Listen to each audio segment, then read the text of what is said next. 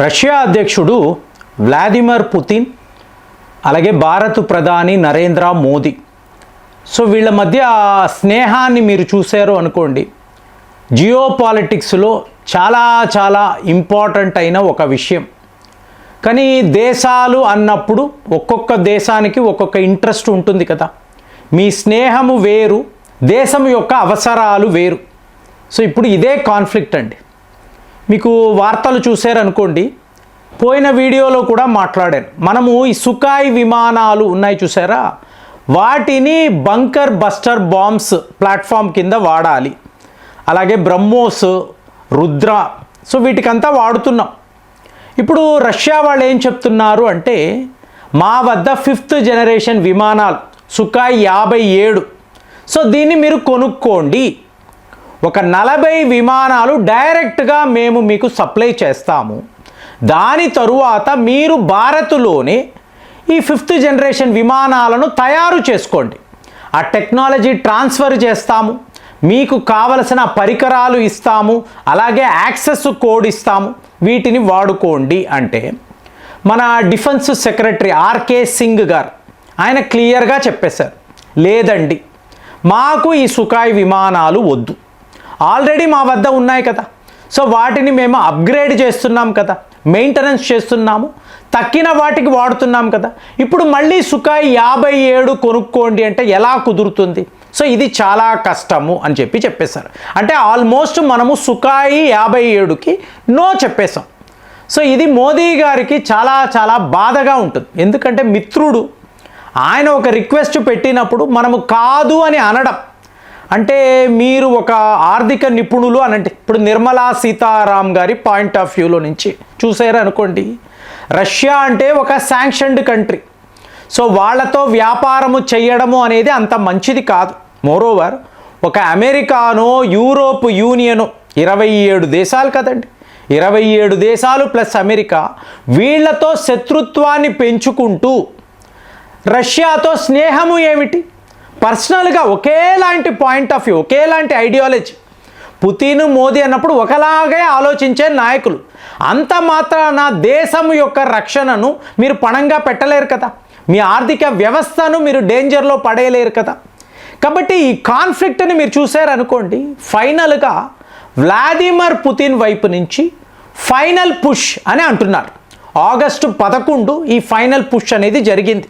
ఆయన ఏమంటాడు అంటే, ఇలాంటి ఆఫర్ ప్రపంచములో ఏ ఒక దేశము ఇంకొక దేశానికి ఇవ్వదండి, ఇది ఇంపాసిబుల్ నాకు తెలుసు. ఎందుకంటే మీరు ఒక సుఖాయ్ 57 అనబడే ఈ 5th జనరేషన్ ఫైటర్ జెట్ను కొంటే మీకు R-37M అనబడే ఒక అసాధారణమైన మిజైల్, అలాగే KH-69 అనబడే ఇంకొక క్షిపణి, అంటే ఇవన్నీ మామూలు వ్యవహారాలు కాదండి. ఇప్పుడు మీరు కింజాల్ అంటారు, జిర్కాన్ అంటారు, ఇది రష్యా వాళ్ళ హయ్యెస్ట్ టెక్నాలజీతో తయారైన మిజైళ్ళు.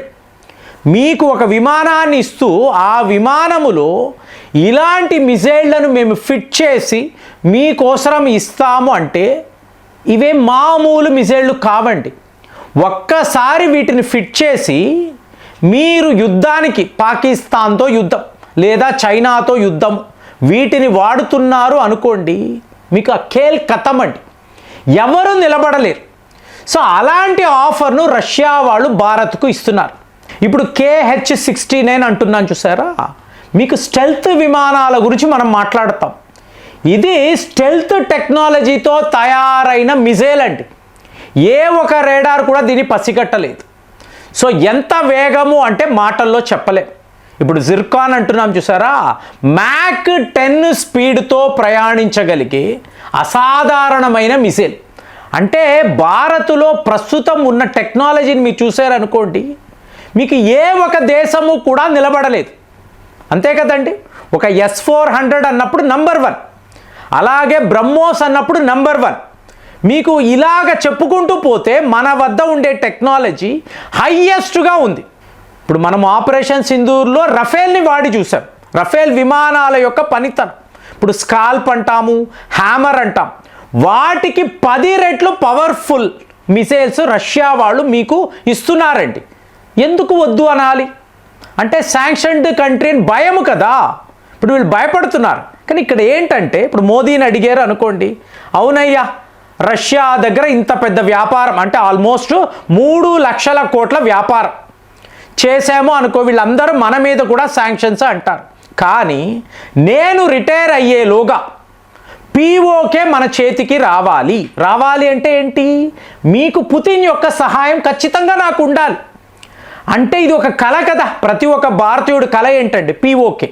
సో పీఓకే రావాలి అంటే ఖచ్చితంగా వ్లాదిమిర్ పుతిన్ యొక్క ఆలోచన విధానం మనకు కావాలి. ఇప్పుడు యుక్రెయిన్తో యుద్ధము అన్నారండి, యుద్ధము చేస్తూనే ఉన్నారు. మీకు జెలెన్స్కీ కూడా ఈ డ్రోన్లు వాడి మాస్కో దాకా చాలా పెద్ద లెవెల్లో నష్టాన్ని కలిగించాడు. అయినా కూడా ఎందుకు యుద్ధము కంటిన్యూ అవుతుంది? వాస్తవాల్లోకి వెళ్ళారు అనుకోండి, యుక్రెయిన్కి సంబంధించిన 50 trillion American dollars worth assets ఇవాళ రష్యా చేతుల్లో ఉంది. 50 ట్రిలియన్ అంటే అమెరికా యొక్క ఆర్థిక వ్యవస్థ కన్నా ఎక్కువ ఆస్తులు ఇవాళ రష్యా వాళ్ళ చేతుల్లో ఉండడం, ఇదే యుద్ధం. అదే ఇజ్రాయెల్ అన్నారు అనుకోండి, మెల్లమెల్లగా మీకు అక్కడ వెస్ట్ బ్యాంక్ దాటి వెళ్ళిపోయారు.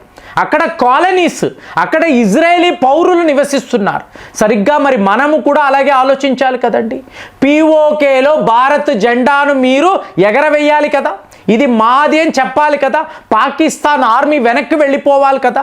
అలా జరగాలి అంటే ఎంతంత శక్తివంతమైన మైండ్స్ మనతో ఉండాలి. అది బెంజమిన్ నెతన్యాహు అనండి లేదా వ్లాదిమిర్ పుతిన్ అనండి, వీళ్ళు మనతో ఉండాలి కదా. అలాంటప్పుడు రష్యాతో ఈ వ్యాపారం చేస్తే ఏమిటి తప్పు అని మీకు మోదీ గారు అడుగుతారు. కానీ ఏమైంది? లేదండి, మనకు రఫేల్ విమానాలు వస్తాయి. అలాగే ఫ్రాన్స్ వాళ్ళ FCAS అనబడే ప్రాజెక్ట్ 6th జనరేషన్ మీకు ఫైటర్ జెట్, ఈ ప్రాజెక్ట్లో ఉన్నాము కదా. సో రఫేల్స్ వచ్చేస్తాయి, 113 రఫేల్స్ వస్తాయి.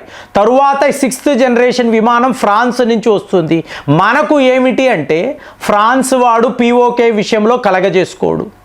పాకిస్తాన్తో ఒక యుద్ధం అన్నప్పుడు వాళ్ళు ఎవరు ఉండరు, చైనాతో యుద్ధం అన్నప్పుడు ఎవరు ఉండరు. అలాంటప్పుడు ఎప్పుడూ కూడా టైం టెస్టెడ్ ఫ్రెండ్షిప్ అనేది రష్యాతోనే ఉంది కదా, ఇజ్రాయెల్తోనే ఉంది కదా.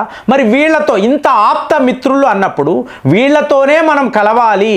ఎప్పుడూ మనకు సహాయం చెయ్యని అమెరికా ఎంత, యూరోప్ యూనియన్ ఎంత, వీళ్ళు ముఖ్యమా రష్యా ముఖ్యమా అంటే నన్ను అడిగారు అనుకోండి, ఎప్పుడైనా చూడండి, ఏ సందర్భంలో అయినా చూడండి, మనకు రష్యానే ముఖ్యం, వాళ్ళే మనకు సహాయంగా నిలబడతారు. మరి అలాంటిది మీకు డైరెక్ట్గా 5th జనరేషన్ విమానాలు రావడము కాదు, 40 విమానాలు రావడము కాదండి, హైపర్సానిక్ మిజైల్స్ మీ వద్ద ఉంటాయి, మీరు ఇక్కడే తయారు చేస్తారు.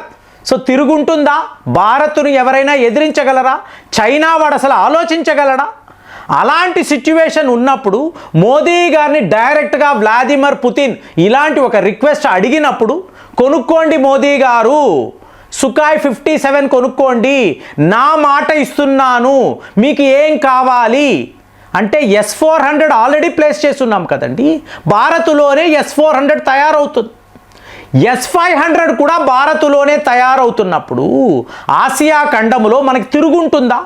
సో అలాంటి ఒక ఆఫర్ రష్యా వాళ్ళు ఇస్తున్నప్పుడు మనము కాదు అని ఎందుకు అంటున్నాము? ఆర్కే సింగ్ గారు భయపడ్డారా? లేదా వీళ్ళ శాంక్షన్స్కి ఎందుకులే ఇప్పుడు ఈ పరిస్థితిలో గొడవలను అనుకున్నామా? రష్యన్ ఆయిల్స్ కొంటున్నాము, S-400 కొంటున్నాము, మరి సుఖాయ్ 57 కొంటే మనకు వచ్చిన ప్రమాదము ఏమిటి? ఎవరిని చూసి మనం భయపడాలి? ఇంతలాంటి మిజైల్స్ మనకు డైరెక్ట్గా వాళ్ళు ఇస్తున్నారు అన్నప్పుడు బ్రహ్మోస్ని కూడా కలుపుకుంటే మనకు తిరుగుంటుందా? మీకేమనిపిస్తుంది? కామెంట్స్లో రాయండి. మళ్ళీ వచ్చే వీడియోలో కలుద్దాం. జై హింద్.